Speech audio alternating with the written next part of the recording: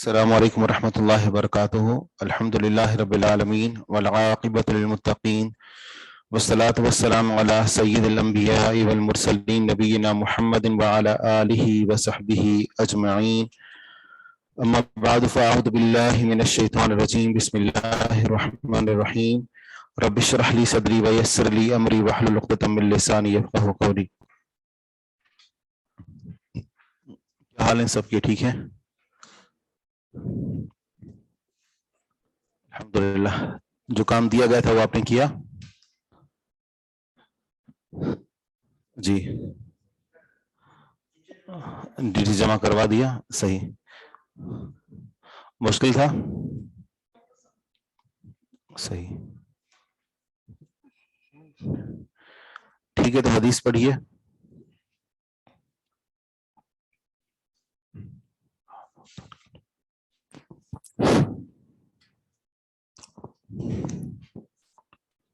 ان الحمد للہ الصلاۃ والسلام علی رسول اللہ، اما بعد، بسم اللہ الرحمن الرحیم۔ باب ما یکفی الجنوب من اضافۃ الماء علیہ۔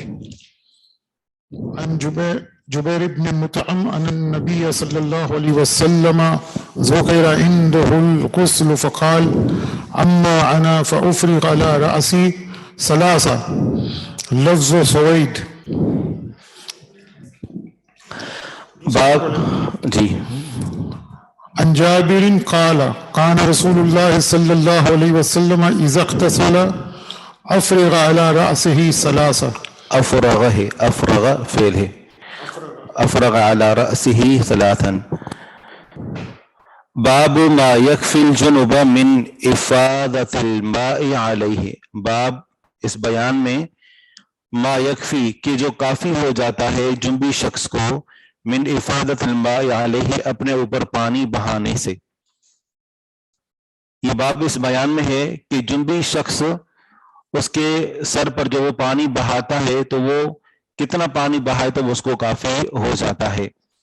دو حدیثیں پیش کی ہیں، ان میں سے ایک رسول اللہ صلی اللہ علیہ وسلم کی قولی حدیث ہے اور دوسری فعلی حدیث ہے۔ عن جبیر بن مطعم رضی اللہ عنہ ان نبی صلی اللہ علیہ وسلم ذکر عنده الغسل۔ سیدنا جبیر بن مطعم رضی اللہ عنہ سے روایت ہے کہ بے شک نبی صلی اللہ علیہ وسلم کے پاس غسل کا تذکرہ کیا گیا۔ مراد غسل جنابت، غسل جنابت کا تذکرہ کیا گیا۔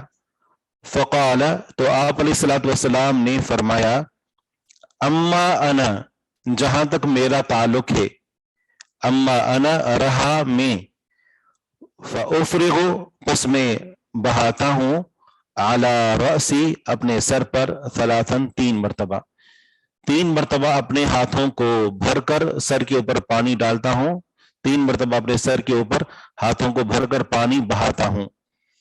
اور تین مرتبہ بہانا کافی ہو جانا چاہیے، کافی ہو جاتا ہے۔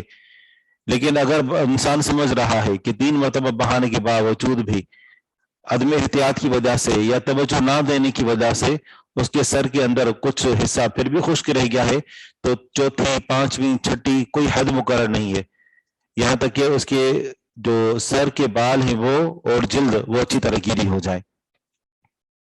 تو تین مرتبہ سے اگر کوئی زیادہ دھوتا ہے یا تین مرتبہ سے اگر کوئی کم دھوتا ہے تو وہ گناہ گار نہیں ہے، بس یہ کسی کے اندر کوئی حد بندی نہیں ہے۔ لیکن عام طور پر آپ علیہ الصلوۃ والسلام نے اپنے قول اور عمل سے بتا دیا کہ تین مرتبہ بہانا کافی ہو جاتا ہے، اور یہ کہ پانی بہانے میں فضول اسراف نہیں کرنا چاہیے۔ حدیث کا نمبر ہے 425 اور ابھی حدیث ہم پڑھ رہے ہیں 426۔ سیدنا جابر بن عبداللہ رضی اللہ عنہ فرماتے ہیں کہ تھے رسول اللہ صلی اللہ علیہ وسلم اذا اغتسل، جب غسل کرتے، افرغ علی رأسہ ثلاثا، تو اپنے سر کے اوپر تین مرتبہ پانی بہاتے۔ باب العمل فی الغسل من الحیض۔ جی، آپ میں سے کوئی پڑھے ہیں حدیث؟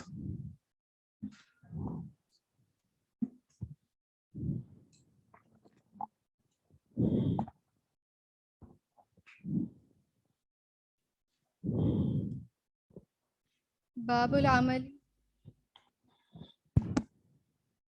العمل في الغسل من الحيض. عن عائشة أن امرأة سألت النبي صلى الله عليه وسلم قالت: يا رسول الله كيف أغتسل عند الطهور؟ قال: خذي فرصة ممسكة فتوضئي بها. قالت: كيف أتوضأ بها؟ قال: توضئي بها. قالت: كيف أتوضأ بها؟ قالت: ثم إن رسول الله صلى الله عليه وسلم سبح وأعرض عنها ففطنت عائشة لما يريد رسول الله صلى الله عليه وسلم. قالت: فأخذتها وجبذتها إلي فأخبرتها بما يريد رسول الله صلى الله عليه وسلم.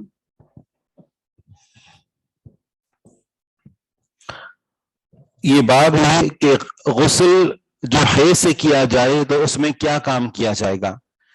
باب العمل فی الغسل من الحیض، حیض سے غسل میں کام کرنے کے بارے میں کہ حیض کا جب ایک عورت نے غسل کرنا ہو تو پہلے وہ کیا کام کرے گی. حیض کے غسل کا آغاز کرنے سے پہلے اس کو کیا کام کرنا چاہیے. ام المؤمنین عائشہ صدیقہ رضی اللہ عنہا سے روایت ہے کہ بے شک ایک عورت نے سألت نبی صلی اللہ علیہ وسلم سے سوال کیا. قالت: یا رسول اللہ کیف اغتسل عند الطہور؟ اس نے کہا: اے اللہ کے رسول صلی اللہ علیہ وسلم میں کیسے غسل کروں عند الطہور، پاکیزگی کے موقع پر، یعنی حیض سے پاکیزگی کے وقت میں کیسے غسل کروں.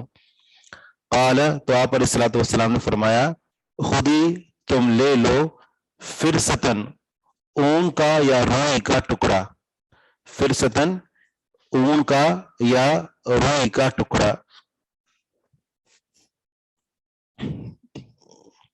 آگے فرمایا کہ ممسکتن، کہ جس کو مسک لگا ہوا ہو، جس کو مسک ایک خاص خوشبو ہے، تو فرمایا کہ وہ ایک روئی کا یا اون کا ٹکڑا لو کہ جس کو خوشبو لگی ہوئی ہو. فتوضئی بہا، بس تم اس کے ذریعے سے وضو کرو، اس کے ذریعے سے پاکیزگی حاصل کرو. قالت کیف اتوضأ بہا، اس نے کہا کہ میں اس کے ذریعے سے پاکیزگی کیسے حاصل کروں.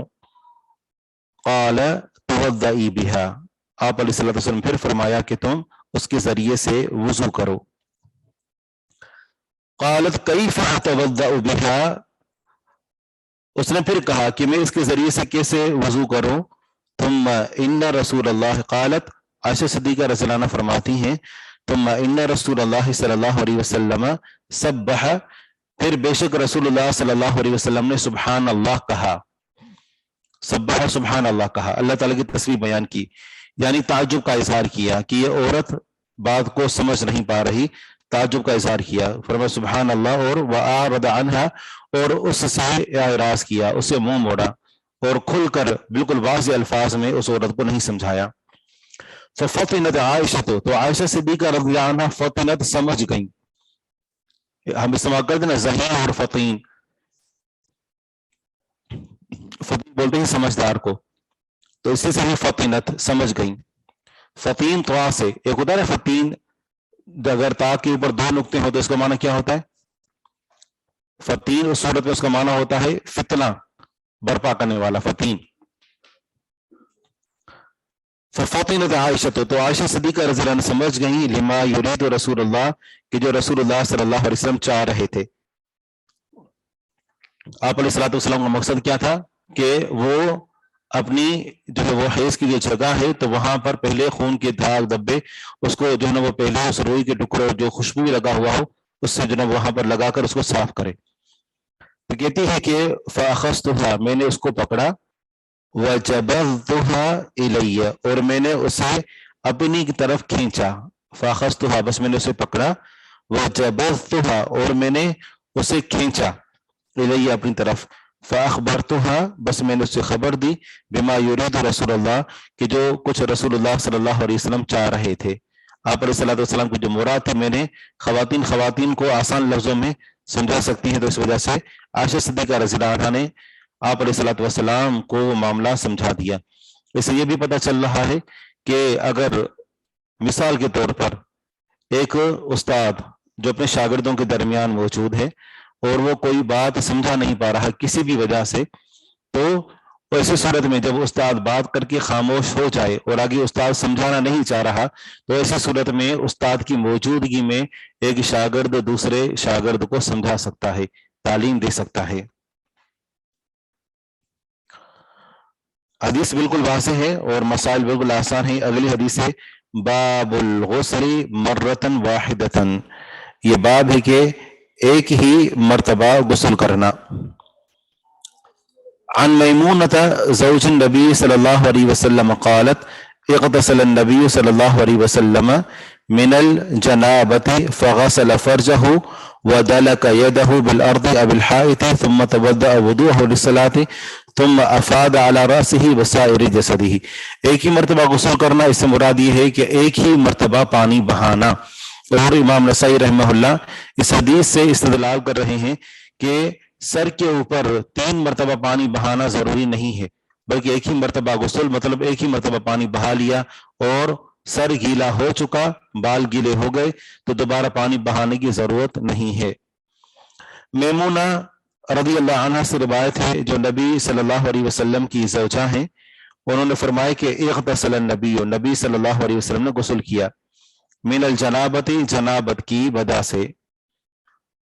اب حدیث کے الفاظ پر غور کریں تو کہیں پر بھی 3 مرتبہ کا ذکر نہیں ہے۔ فغسل فرجہ، بس آپ علیہ الصلوۃ والسلام نے اپنی شرمگاہ کو دھویا، ودلک یدہ بالارض، ودلک اور ملا رگڑا، یدہ اپنا ہاتھ، بالارض زمین کو یعنی مٹی پر، اب حائط یا دیوار پر۔ ثم اچھا پھر یہ بھی پتہ چلتا ہے کہ دیوار عام طور پر جو عرب معاشرے میں ہے تو اس میں جی زیادہ تر اس میں پتھر استعمال ہوتے ہیں، ٹھیک ہے نا۔ تو یہ ہے کہ اگر بالفرض یعنی کوئی ایسا ہو کہ اگر کیچڑ ہو، یا پھر یہ ہے کہ اگر ہمارے یہاں تو موجودہ دور میں الحمدللہ سہولیات موجود ہیں تو یہ بھی بہرحال اس کی قائم مقام ہو سکتی ہے یہ۔ ثم توضأ وضوءہ للصلاۃ، پھر آپ علیہ الصلوۃ والسلام نے نماز کے لیے جو آپ کا وضو کرنا ہوتا تھا اس طرح وضو کیا۔ ثم افاض علی رأسہ وسائر جسدہ، پھر آپ علیہ الصلوۃ والسلام نے اپنے سر پر پانی بہایا اور پورے جسم پر پانی بہایا۔ اس میں تعداد کا ذکر نہیں ہے، بلکہ یہ کہ ایک ہی مرتبہ آپ علیہ الصلوۃ والسلام نے اپنے سر اور اپنے جسم پر پانی بہایا۔ تو اسی سے امام نسائی رحمہ اللہ کا یہ جی اسی سے استنباط ہے۔ اگر آپ علیہ الصلوۃ والسلام نے تکرار کے ساتھ کیا ہوتا تو میمونہ رضی اللہ عنہا بھی تکرار کے ساتھ اس کو ذکر کرتی، تو معلوم ہوا کہ کبھی آپ علیہ الصلوۃ والسلام نے ایسے بھی کیا ہے کہ ایک ہی مرتبہ پانی بہایا ہو۔ باب اغتسال النفساء عند الاحرام، یہ باب ہے کہ نفاس والی عورتوں کا احرام کے موقع پر غسل کرنا۔ یہ حدیث 2-3 مرتبہ گزر چکی ہے۔ حدیث ریپیٹ کر دیں، کون سی حدیث؟ میمونہ رضی اللہ عنہا والی؟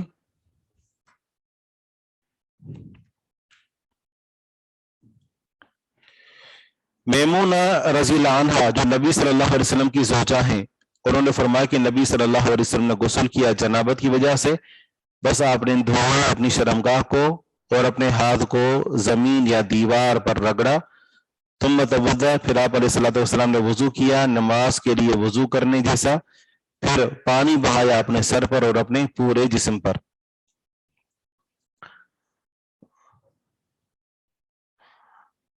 عن جعفر بن محمد قال حدثني ابي قال اتينا جابر بن عبد اللہ، جعفر بن محمد اپنے والد سے روایت کرتے ہیں، کہتے ہیں کہ میرے والد نے مجھے یہ حدیث بیان کی، فرماتے ہیں کہ ہم صحابی رسول سیدنا جابر بن عبداللہ رضی اللہ عنہ کے پاس آئے، فسألناه عن حجۃ الوداع، ہم نے ان سے آپ علیہ الصلوۃ والسلام کا جو حج تھا حجۃ الوداع اس بارے میں سوال کیا۔ فحدثنا، انہوں نے ہمیں حدیث بیان کی کہ ان رسول اللہ صلی اللہ علیہ وسلم خرج لخمس بقین من ذی القعدۃ، کہ بے شک رسول اللہ صلی اللہ علیہ وسلم نکلے لخمس ان 5 دنوں کے لیے، بقین من ذی القعدۃ جو ذی القعدہ میں سے باقی تھے، یعنی ذوالقعدہ کی 25 تاریخ کو، 5 دن باقی تھے. وخرجنا معه، اور ہم آپ علیہ الصلوۃ والسلام کے ساتھ نکلے، حتی اذا اتی ذی الحلیفہ، یہاں تک کہ جب آپ علیہ الصلوۃ والسلام ذی الحلیفہ مقام پر آئے. ولدت اسماء بنت عمیس محمد ابن ابی بکر، تو اسماء بنت عمیس رضی اللہ عنہ نے محمد بن ابی بکر رضی اللہ عنہ کو جنم دیا. فارسلت الی رسول اللہ صلی اللہ علیہ وسلم کیف اصنع، تو انہوں نے رسول اللہ صلی اللہ علیہ وسلم کی طرف پیغام بھیجا کہ وہ کیا کریں. کیف اصنع میں کیا کروں، کیف کیسے، اصنع میں کروں یعنی کیا کروں میں.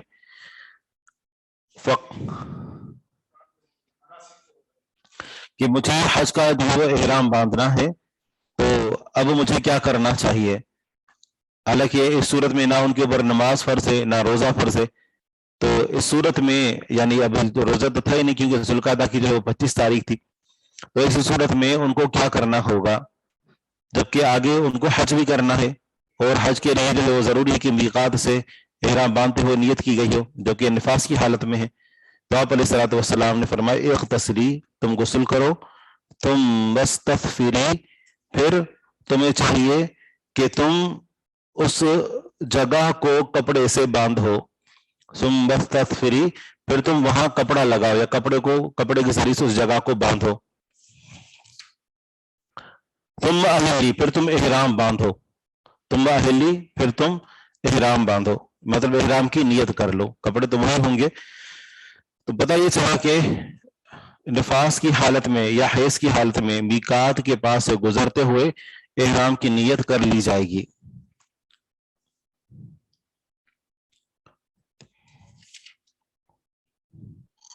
حائط کا معنی ہے دیوار. باب ترک الوضوء بعد الغسل، یہ باب ہے کہ غسل جنابت کے بعد وضو کو ترک کر دینا.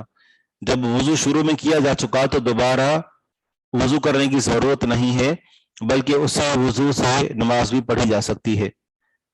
عن عائشہ رضی اللہ عنہ قالت کان رسول اللہ صلی اللہ علیہ وسلم لا يتوضأ بعد الغسل.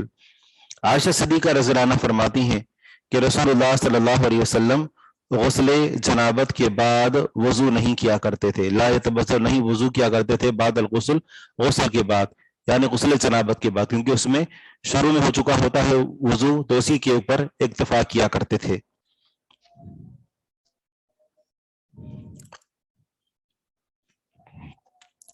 باب الطواف علی النساء فی غسل واحد، یہ باب ہے کہ تمام عورتوں پر چکر لگانا، تمام بیویوں کے پاس جانا، ان کے پاس چکر لگانا فی غسل واحد، ایک ہی غسل میں. یعنی ایک شخص کی اگر 4 بیویاں ہیں اور چاروں کے پاس ایک ہی رات میں ہم بستری کے لیے جاتا ہے تو سب کے پاس جا کر آخر میں ایک غسل کر سکتا ہے.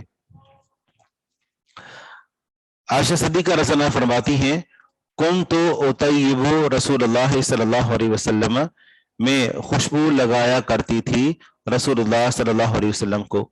فیطوف علی نسائہ، پھر آپ علیہ الصلوۃ والسلام چکر لگاتے، مطلب یہ ہے کہ سب کے پاس ہم بستری کے لیے جاتے. فیطوف، بس چکر لگاتے، علی نسائہ، اپنی بیویوں پر. ثم یصبح محرما، پھر آپ علیہ الصلوۃ والسلام صبح کرتے احرام کی حالت میں. یندح طیبا، کہ آپ علیہ الصلوۃ والسلام سے خوشبو پھوٹ رہی ہوتی. یندح پھیل رہی ہوتی یا پھوٹ رہی ہوتی، طیباً خوشبو.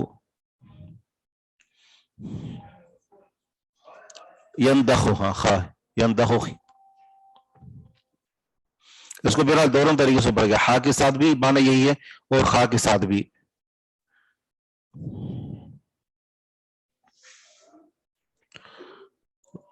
اسے یہ پتا چلا کہ احرام باندھنے سے پہلے اگر انسان خوشبو لگا لے اور وہ خوشبو احرام باندھنے کے بعد بھی آ رہی ہو تو یہ احرام کے منافی نہیں ہے. ہم نے وہاں دیکھا تھا لوگ جو اس بارے میں اتنا زیادہ وہ تکلف کرتے ہیں کہ بس اوقات وہ صابن اسے تلاش کر رہے ہوتے ہیں کہ جس میں بالکل بھی خوشبو نہ ہو، ٹھیک ہے نا. تو یہ ہے کہ یہ تو ٹھیک ہے کہ احتیاط کرنی چاہیے، لیکن یعنی اس حد تک چلے جانے، کیونکہ آپ احرام سے پہلے ایک چیز استعمال کر رہے ہیں اس وقت جو ہوا، ہاں اس کے بعد آپ نے نیت کرنی ہے. تو یہ اگر آپ نے احرام سے پہلے اگر اسے صابن سے نہا لیا تو اس کوئی حرج نہیں ہے اس میں، بلکہ اس سے جو وہ جو چپل جو اوپر سے وہ بند ہو، ٹھیک ہے نا، تو وہ بھی نہیں پہنا کرتے. کہتے وہ جو کینچی والی چپل ہوتی ہے نا، تو دو تسموں والی، دو پٹی والی، تو وہ کہتے ہیں کہ وہ جو چپل ہونی چاہیے، حالانکہ پورا پاؤں چھپا ہوا نہ ہو. باقی آپ پہن سکتے ہیں اگر پاؤں ظاہر پر ہو رہا ہے، آدھا چھپا ہوا یا آدھا ظاہر ہو رہا ہے، بس یہ ہے کہ ایڑی جو وہ ظاہر ہونی چاہیے. جی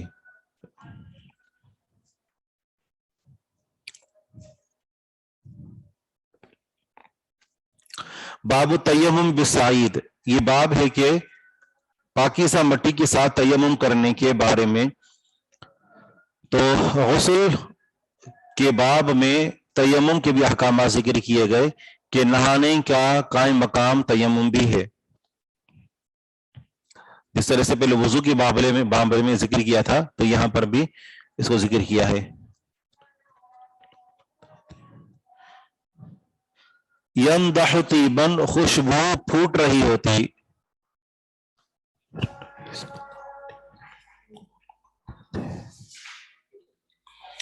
پہلے غسل کرتے تھے اور پھر احرام باندھا کرتے تھے. احرام پاکیزگی کی حالت میں باندھا جاتا ہے. اگر جنابت کی حالت میں بندھا ہو تو اس کو چاہیے پہلے وہ غسل کر لے. عن جابر بن عبد اللہ رضی اللہ عنہ قال قال رسول اللہ صلی اللہ علیہ وسلم اعطیت خمسا لم یعطہن احد قبلی. ترجمہ جانتے ہیں اس حدیث کا؟ کئی مرتبہ پڑھ چکی ہوں گے. اعطیت خمسا، مجھے 5 چیزیں دی گئی. لم یعطہن، وہ نہیں دی گئیں، احد، کوئی ایک، قبلی، مجھ سے پہلے. مجھے 5 ایسی خصوصیات عطا فرمائی گئی ہیں کہ جو مجھ سے پہلے کسی اور کو نہیں دی گئیں. محرم کا معنی ہوتا ہے احرام کی حالت میں. نصرت، میری مدد کی گئی، بالرعب، رعب کے ذریعے سے، مسیرت شہر، ایک مہینے کی مسافت پر. جس کا معنی یہ کہ 1 مہینے کی مسافت پر میرا دشمن مجھ سے دور ہو اور پھر بھی میرا رعب اس کے اوپر قائم ہوگا. تو کیا یہ آپ علیہ الصلوۃ والسلام کے ساتھ خاص ہے یا یہ مسلمانوں کے ساتھ ہے؟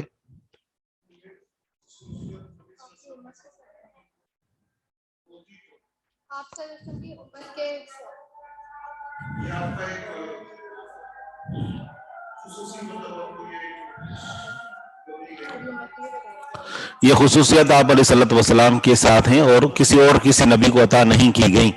ان میں سے کچھ کے جو نا یہ جو ساری چیزیں ہیں تو اس کے اثرات جو ہے وہ آپ کی امت تک بھی پہنچے. جیسے اگلی خصوصیت ہے اور وہ یہ ہے کہ وہ جعلت لی الارض مسجدا وطہورا، اور بنائی گئی میرے لیے زمین کو مسجد اور پاکیزگی حاصل کرنے کا ذریعہ. تو کیا یہ آپ کے لیے ہے یا امت کے لیے ہے؟ ظاہری بات ہے کہ خصوصیت آپ کو عطا کی گئی لیکن اس کے اثرات، اس کے فائدے امت کو ہوئے. تو روب کا معاملہ بھی یہی ہے. فَأَيْنَمَا، بس جہاں کہیں، أَدْرَكَ الرَّجُلُ مِنْ أُمَّتِي الصَّلَاةَ، أَدْرَكَ پالے، الرَّجُلَ مِنْ أُمَّتِي الصَّلَاةُ، میری امت میں سے کسی شخص کو پالے نماز، یصلی، تو نماز پڑھ لے. فَأَيْنَمَا أَدْرَكَ الرَّجُلَ مِنْ أُمَّتِي الصَّلَاةُ، بس جہاں کہیں پالے میری امت میں سے کسی شخص کو نماز، یصلی، تو نماز پڑھ لے. وَأُعْطِيتُ الشَّفَاعَةَ، اور مجھے شفاعت دی گئی. وَلَمْ يُعْطَ نَبِيٌّ قَبْلِي، اور نہیں دیا گیا کوئی نبی مجھ سے پہلے، مجھ سے پہلے کسی نبی کو شفاعت نہیں دی گئی. وَبُعِثْتُ إِلَى النَّاسِ كَافَّةً، اور مجھے بھیجا گیا تمام لوگوں کی طرف. یعنی آپ علیہ الصلوۃ والسلام کی بعثت تمام جن اور انس کے لیے ہے، قیامت تک کے لیے ہے.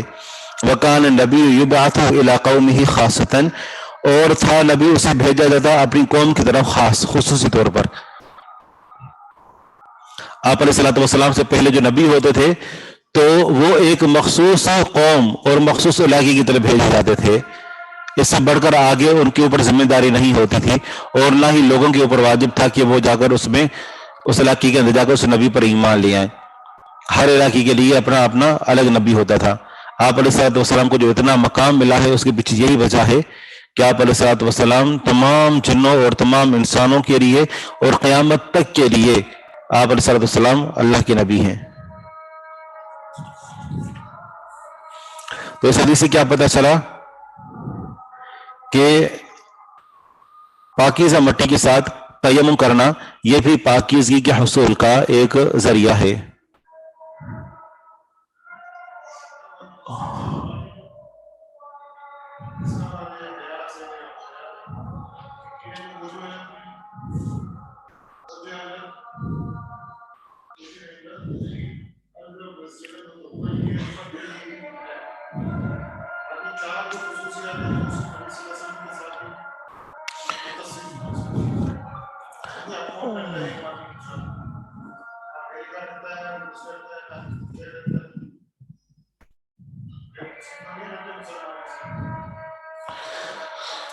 آپ نے اچھی بات کہی، لیکن دیا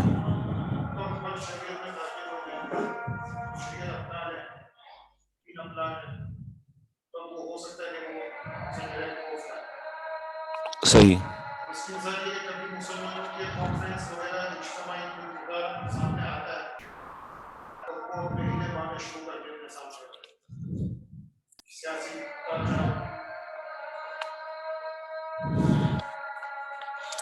یہ مسلمانوں کے لیے جو رعب کی بات ہے، اس نبی صلی اللہ علیہ وسلم کی اس خصوصیت کے جو اثرات ہیں وہ امت تک بھی پہنچے اور امت بھی اس سے متصف ہوئی، لیکن کب تک؟ جب تک ان کا کتاب اور سنت کے ساتھ مضبوطی کے ساتھ تعلق قائم تھا۔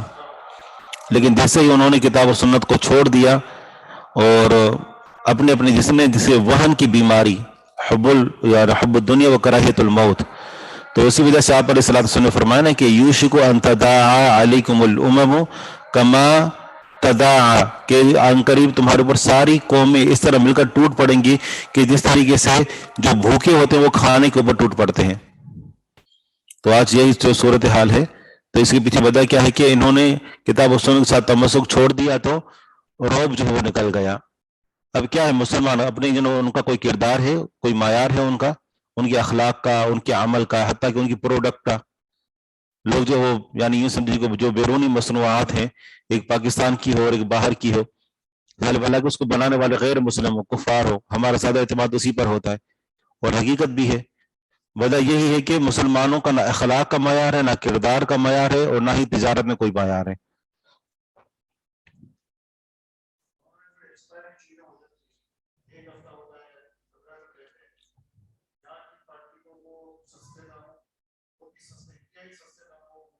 صحیح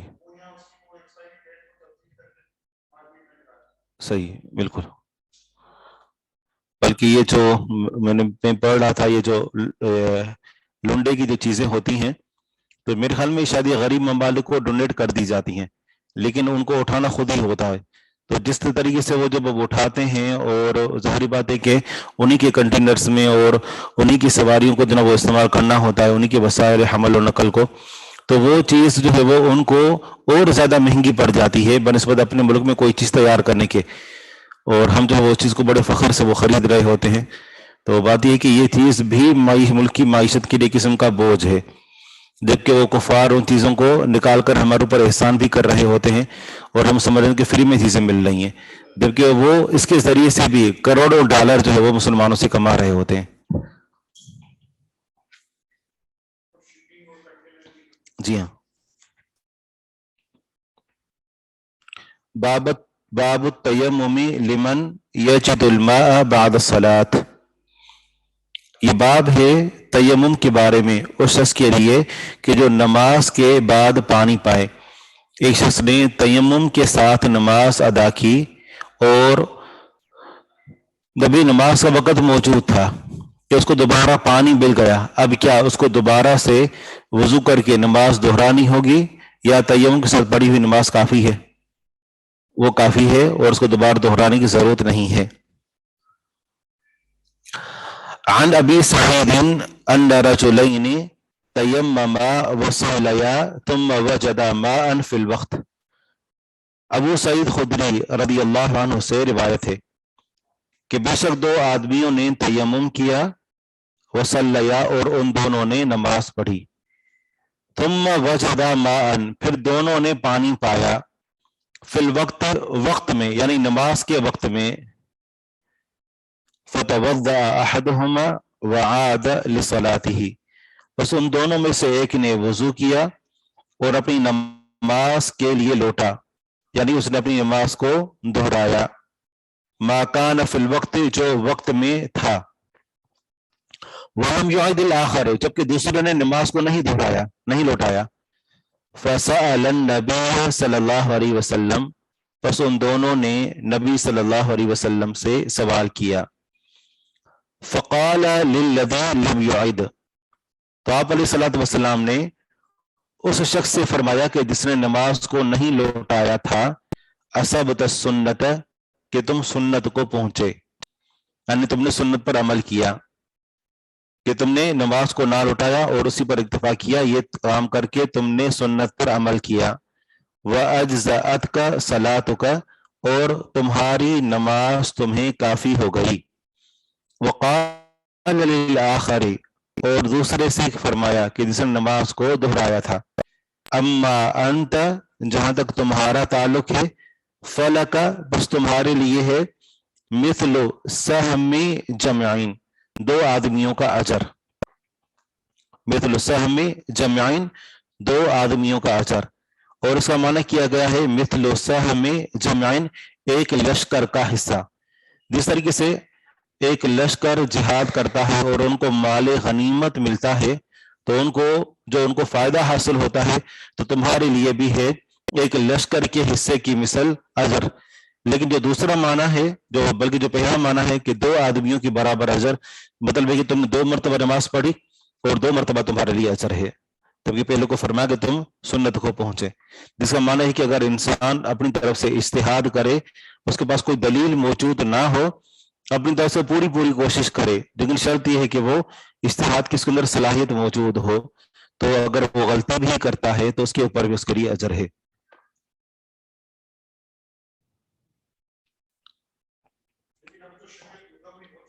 اب تو ہو چکی، لیکن یہ ہے کہ اگر کوئی ایسا مسئلہ آتا ہے جیسے قضا کا کوئی فیصلہ ہے، صحیح،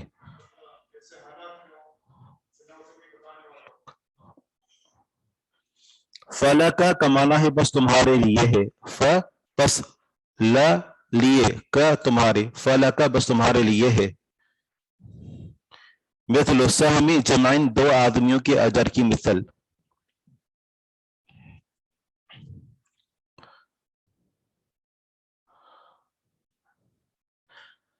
دوسری حدیث ہے، حدیث کا نمبر ہے 434، عن طارق ان رجلا اجنب فلم یس، 34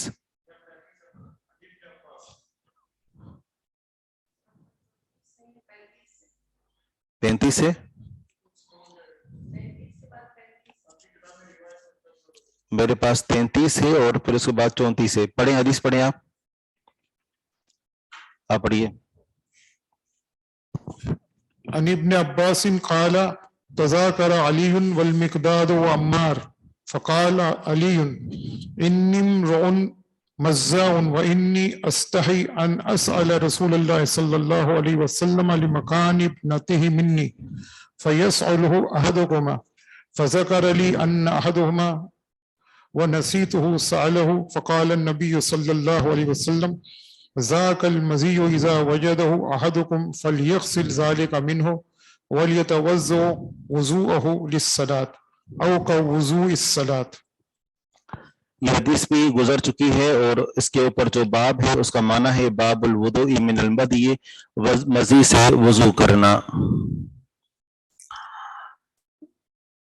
عن ابن عباس رضی اللہ عنہما قال تذاکر علی والمقداد وعمار رضی اللہ عنہ، ابن عباس رضی اللہ عنہما سے روایت ہے، فرماتے ہیں کہ علی اور مقداد اور عمار رضی اللہ عنہم نے آپس میں باتیں کی، تذاکر ایک دوسرے کے ساتھ مذاکرہ کیا، باتیں کی، تو علی رضی اللہ عنہ نے کہا ان امرؤ مذاع، بے شک میں آدمی ہوں بہت زیادہ مزی والا، وَإِنِّي أَسْتَحْيِي أَنْ أَسْأَلَ رسول اللہ، اور بے شک میں حیا محسوس کرتا ہوں کہ میں رسول اللہ صلی اللہ علیہ وسلم سے سوال کروں لِمَكَانِ ابْنَتِهِ مِنِّي، آپ علیہ الصلوۃ والسلام کی بیٹی کے مقام کی وجہ سے جو مجھ سے ہے، یعنی آپ علیہ الصلوۃ والسلام کی بیٹی جو میرے نکاح میں ہے تو اس وجہ سے. تو اسے پتہ چلا کہ یہ جو حیا والے معاملات ہیں تو ان کو اپنے سسرال، اپنے یعنی سالوں اور اپنی جو ہے وہ یہ سمجھے کہ سسر کے سامنے ایک مرد کو بیان کرنے سے احتیاط کرنا چاہیے. اور یہ معاملہ خاتون کے لیے بھی ہے کہ وہ اپنی جو ہے وہ یوں سمجھے کہ جو حیا والی باتیں ہیں تو وہ اپنی جو یوں سمجھے کہ نندے اور ساس ہیں جو بیٹے کے حوالے سے ہیں تو وہ اس طریقے سے جو ہے ان کے سامنے ذکر نہ کرے. فَيَسْأَلُهُ أَحَدُكُمَا، تو چاہیے فَيَسْأَلُهُ، تو آپ علیہ الصلوۃ والسلام سے سوال کرے أَحَدُكُمَا، تم دونوں میں سے کوئی ایک. فَذَكَرَ لِي أَنَّ أَحَدَهُمَا وَنَسِيتُهُ، فَذَكَرَ لِي، تو ابن عباس رضی اللہ عنہ نے اور ابن عباس رضی اللہ عنہما نے میرے لیے اس کا نام ذکر کیا أَنَّ أَحَدَهُمَا، کہ بے شک ان دونوں میں سے ایک، یعنی مقداد اور عمار، ان دونوں میں سے کوئی ایک. وَنَسِيتُهُ، اور میں اسے بھول گیا کہ ابن عباس رضی اللہ عنہما نے کس کا نام لیا، یہ راوی کہہ رہے ہیں. جی ہاں جی. فقال النبی صلی اللہ علیہ وسلم، آپ علیہ الصلوۃ والسلام نے فرمایا کہ ذالک المدی، یہ مزی ہے، اذا وجدہ احدکم فلیغسل ذالک منہ، جب اسے پائے تم میں سے کوئی ایک پس اسے چاہیے کہ اسے دھو ڈالے، فلیغسل، بس چاہیے کہ دھو ڈالے، ذالک اسے، منہ اپنے آپ سے، ولیتوضأ، اور چاہیے کہ وضو کرے، وضو اہل الصلاۃ، اس کا نماز کے لیے وضو کرنا، او کا وضو الصلاۃ، یا یہ فرمائے کہ نماز کے وضو کی طرح.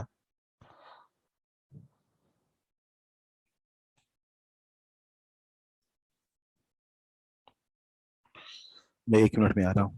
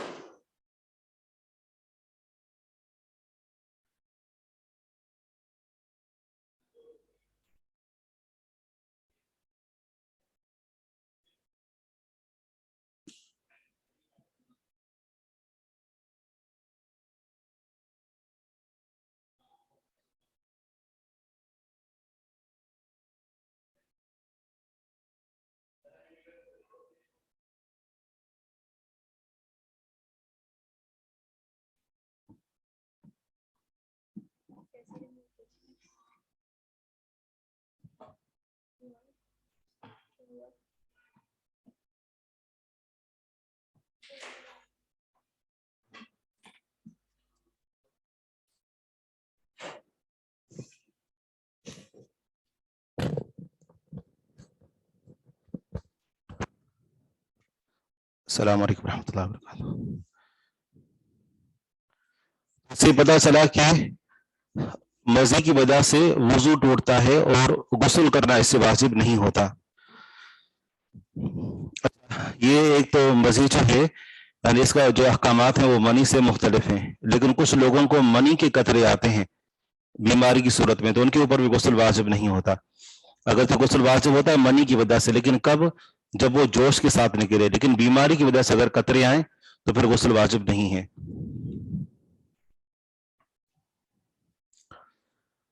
اگلی حدیث بھی ایسے ہی ہے.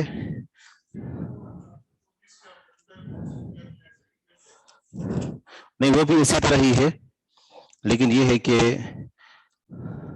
اس کے اوپر حکم نہیں لگایا گیا. سکتان بھی صحیح ہے. عن علی رضی اللہ عنہ قال كنت رجلا بداء فأمرت رجلا فسأل النبي صلی اللہ علیہ وسلم فقال فيه الوضوء. معروف حدیث ہے. اگلی حدیث عن علی رضی اللہ عنہ قال استحییت ان اسأل رسول اللہ صلی اللہ علیہ وسلم عن المضی من اجر فاطمة فأمرت المقداد فسأله فقال فيه الوضوء. معروف حدیث ہے بھی. عن ابن عباس رضی اللہ عنہما قال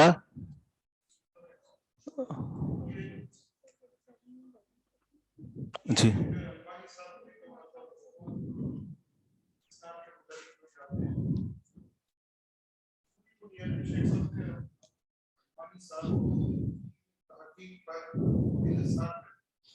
نہیں ضروری نہیں ہے الحمدللہ.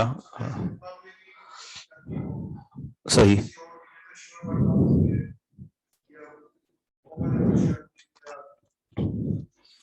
صحیح ہے لیکن الحمدللہ یہ ہے کہ جی ہاں ضروری نہیں ہے ہاں کہ آپ جو ہے وہ انہی کے حکم کو ہی حرف آخر مان لیں.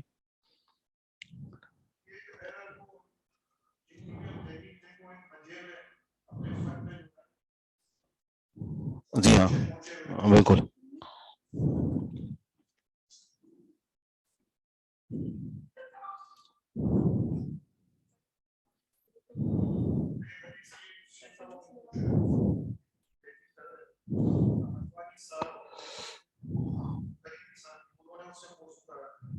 صحیح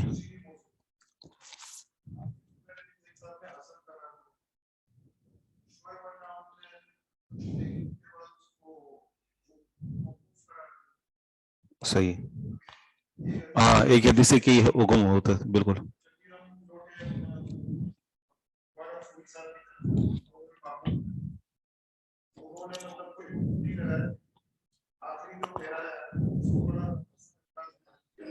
صحیح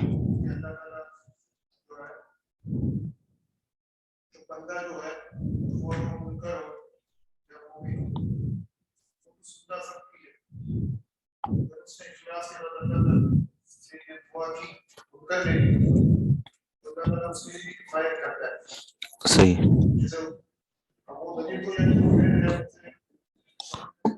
بائک اٹھا کر بات کرنی چاہیے.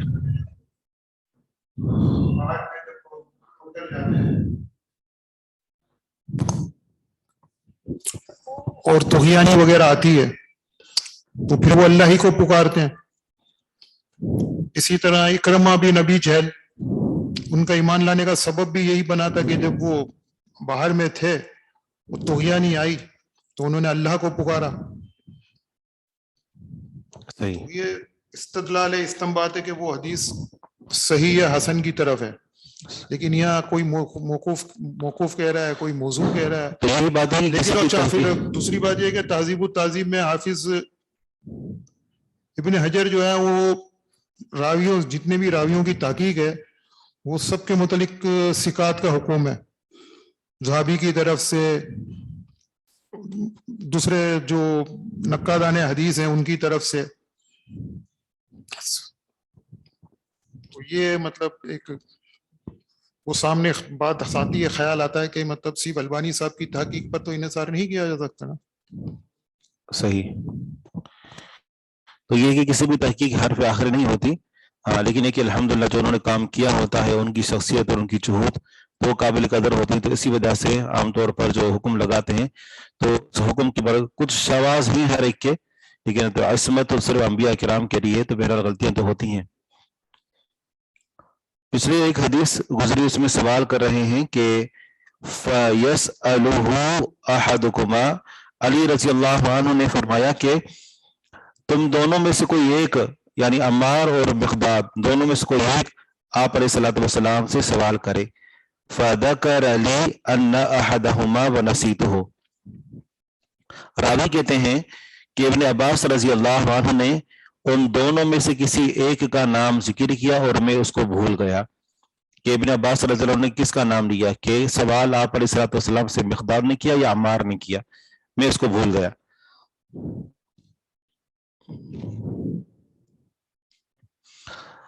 حدیث کا نمبر ہے 400 میرے پاس 438 ہے.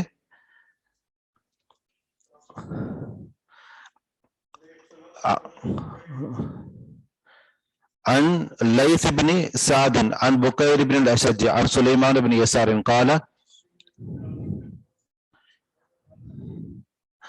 عن ابن عباس قال قال علي رضي الله عنه ارسلت المقداد الى رسول الله صلى الله عليه وسلم يسأله عن المضي فقال تودع وانضح فرجك. علی رضی اللہ عنہ فرماتے ہیں کہ میں نے مقداد رضی اللہ عنہ کو رسول اللہ صلی اللہ علیہ وسلم کی طرف بھیجا کہ وہ آپ سے مضی کے بارے میں سوال کریں. تو آپ علیہ الصلوۃ والسلام نے فرمایا تودع تم وضو کرو وانضح فرجک اور اپنی شرمگاہ کو دھو. اگلی حدیث ہے عن سلمان بن یسار قال ارسل علی بن ابی طالب المقداد الى رسول اللہ صلی اللہ علیہ وسلم عن الرجل يجد المضي فقال رسول اللہ صلی اللہ علیہ وسلم يغسل ذکرہ ثم ليتوضأ. آپ علیہ الصلوۃ والسلام نے فرمایا کہ وہ اپنی شرمگاہ کو دھوئے گا پھر اسے چاہے کہ وہ وضو کر لے.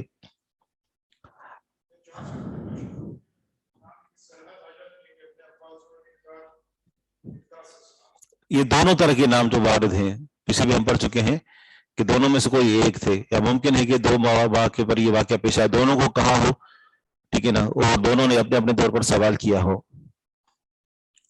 عن علی بن ابی طالب رضی اللہ عنہ عن المقداد بن الاسود عن علی بن ابی طالب رضی اللہ عنہ امرہ ان يسأل رسول اللہ صلی اللہ علیہ وسلم عن الرجل اذا دنا من المرأة فخرج منه المدی. مقداد بن اسود رضی اللہ عنہ علی رضی اللہ عنہ سے روایت کرتے ہیں کہ انہوں نے ان کو حکم دیا کہ وہ رسول اللہ صلی اللہ علیہ وسلم سے اس آدمی کے بارے میں سوال کریں اذا دنا من المرأة جب وہ قریب جاتا ہے اپنی بیوی کے فخرج منه المدی بس اس سے مزی نکل آئے.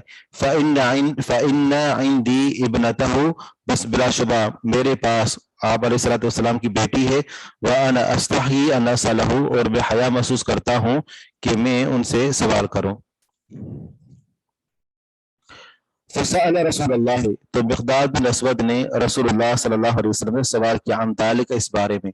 فقال اذا وجد احدكم ذلك آپ علیہ الصلوۃ والسلام نے فرمایا کہ جب تم میں سے کوئی ایک اسے پائے فلينضح فرجہ بس اسے چاہیے کہ وہ اپنی شرمگاہ کو دھوئے وليتوضأ وضوءه للصلاة اور اسے چاہیے کہ وہ وضو کرے نماز کے لیے وضو کرنے جیسا.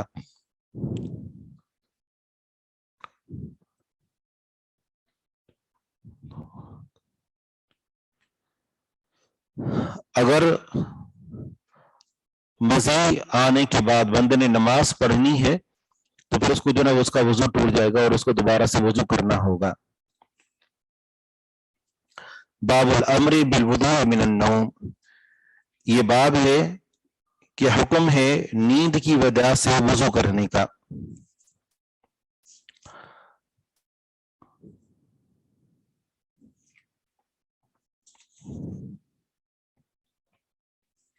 اسی پر اتفاق کرتے ہیں باقی انشاءاللہ ہم کل پڑھیں گے. سبحانک اللہم و بحمدک استغفرک و اتوب الیک.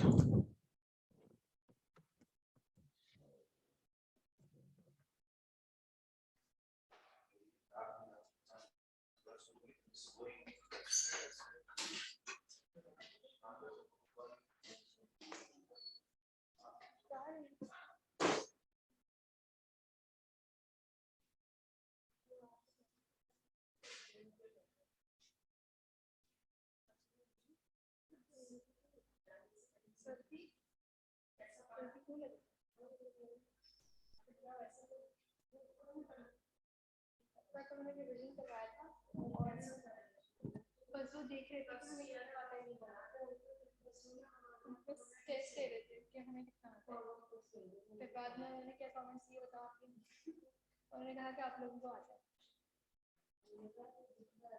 مطلب تھوڑا آتا ہے لیکن جتنا آتا ہے اچھا ہے کیونکہ آپ سے دوسری کلاس میں تھرڈ فورتھ ایئر ان کو اتنا نہیں شکریہ. پھر بھی ہم لوگ کو نا گردانے بول رہے تھے اس وقت میں آپ ایئر میں بتاتے ہوئے گردانے بتاتے ہوئے وہی بول رہے تھے. ہاں لیکن میں نے نہیں کیا میں مگر